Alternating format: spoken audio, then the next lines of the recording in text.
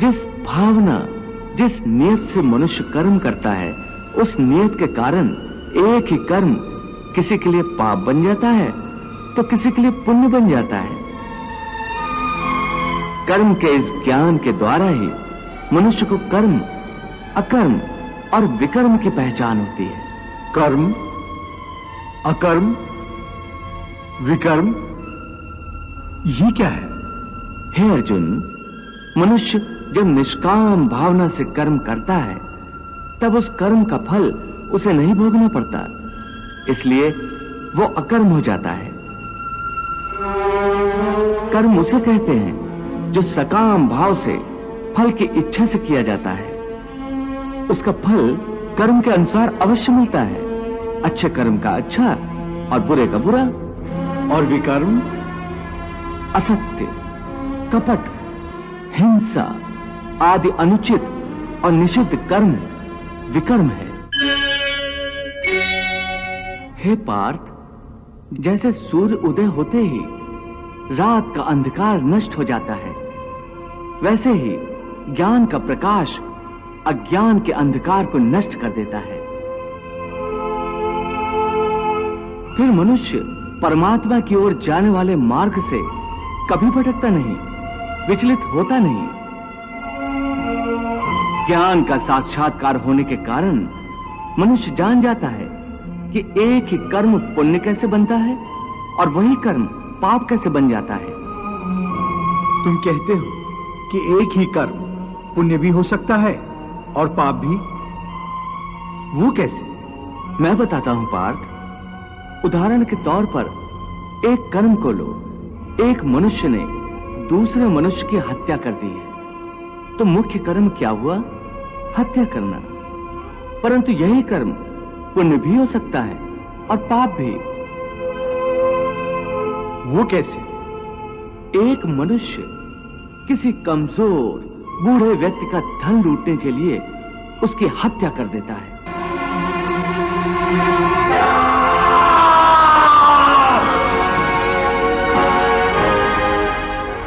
तो वो क्या हुआ? निश्चय ही वो पाप है। और यदि एक दुष्ट मनुष्य किसी अबला स्त्री के साथ जबरदस्ती बलात्कार करने की कोशिश कर रहा है, बचाओ! मुझे बचाओ!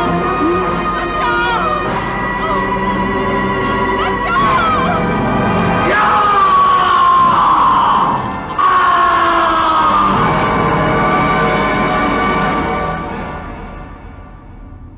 तो उस अबला की रक्षा के लिए यदि बलात्कार करने वाले की हत्या कर दी जाए तो वो क्या होगा? ये तो स्पष्ट है कि किसी निसहाय अबला की रक्षा करना पुण्य होगा। तुमने स्वयं ही अपने प्रश्न का उत्तर दे दिया पार्थ। कर्म तो वही रहा, किसी की हत्या करना, परंतु उस कर्म के पीछे भावना क्या है? मारने वाले की नियत क्या है? इसी के फर्क से एक ही कर्म पाप हो सकता है अथवा पुण्य। हे अर्जुन, जिस भावना, जिस नियत से मनुष्य कर्म करता है, उस नियत के कारण एक ही कर्म किसी के लिए पाप बन जाता है तो किसी के लिए पुण्य बन जाता है। कर्म के इस ज्ञान के द्वारा ही मनुष्य को कर्म, अकर्म और विकर्म की पहचान होती है। कर्म, अकर्म, विकर्म, ये क्या है? हे अर्जुन, मनुष्य जब निष्काम भावना से कर्म करता है तब उस कर्म का फल उसे नहीं भोगना पड़ता, इसलिए वो अकर्म हो जाता है। कर्म उसे कहते हैं जो सकाम भाव से फल की इच्छा से किया जाता है। उसका फल कर्म के अनुसार अवश्य मिलता है, अच्छे कर्म का अच्छा और बुरे का बुरा। और विकर्म? असत्य, कपट, हिंसा आदि अनुचित और निषिद्ध कर्म विकर्म है। इसका अर्थ केशव युद्ध विकर्म है, क्योंकि इसमें हिंसा है। हे पार्थ, तुम अब भी अज्ञान के अंधकार में भटक रहे हो, इसलिए ऐसी बातें कर रहे हो। मैंने अभी तुम्हें बताया कि कर्म जिस भावना से किया जाए उसी से वो पाप या पुण्य होता है। युद्ध यदि अपना धर्म समझकर अधर्म का, अन्याय का नाश करने के लिए किया जाए तो उस युद्ध में मरने पर भी प्राणी को स्वर्ग की प्राप्ति होती है। इसलिए तुम सारी शंका कुशंकाओं को त्याग दो और युद्ध करो। हे अर्जुन, जब तुम्हें ज्ञान प्राप्त होगा तब तुम जान जाओगे कि यह संसार मेरी ही माया है, यह संसार मेरे ही से उत्पन्न हुआ है। मैं ही संसार का पालक हूं।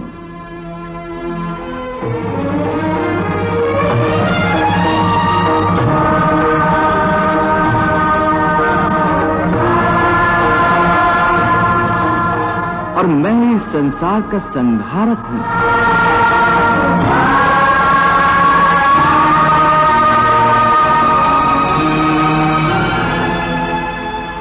ये सारी सृष्टि मेरी ही माया का खेल है।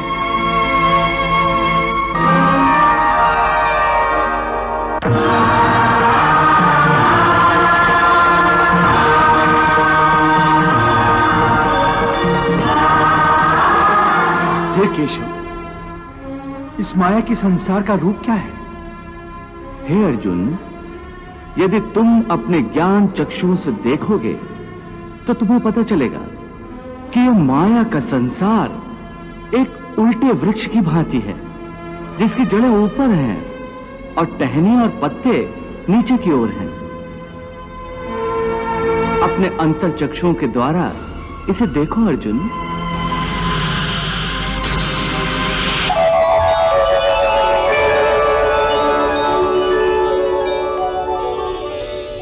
हे केशव, मैं इस संसार वृक्ष को देख सकता हूं। इसकी जड़ें ऊपर हैं और तुमसे निकली हैं।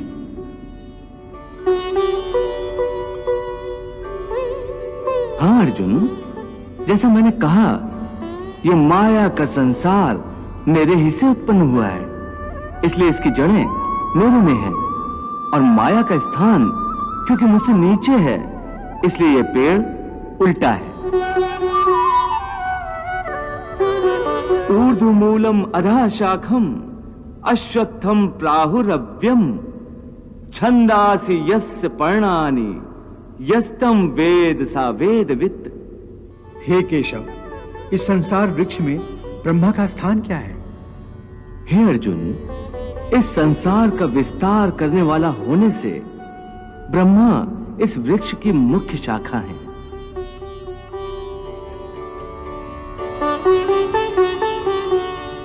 और वेद इसके पत्ते हैं।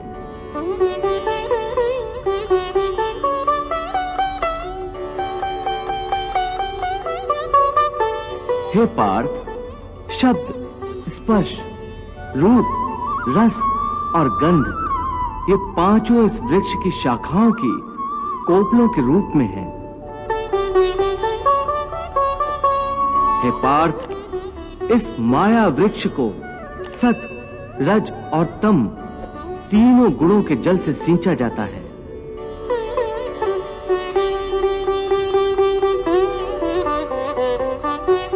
आसक्ति का मारा मनुष्य इसी पेड़ की डालियों में उलझा रहता है।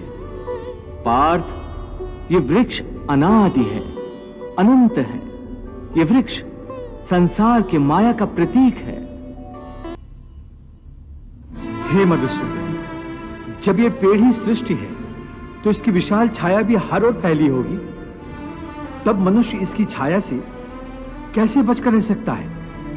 हे अर्जुन, ये ठीक है कि यह वृक्ष विशाल है, परंतु इस वृक्ष का विधाता तो उससे भी विशाल है।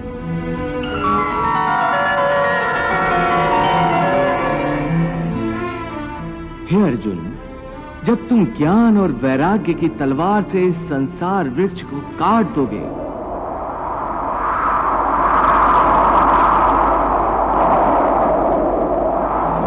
तब तुम्हें उस परमात्मा के दर्शन होंगे जो सर्वव्यापी है, हर जगह मौजूद है, सब में व्याप्त है।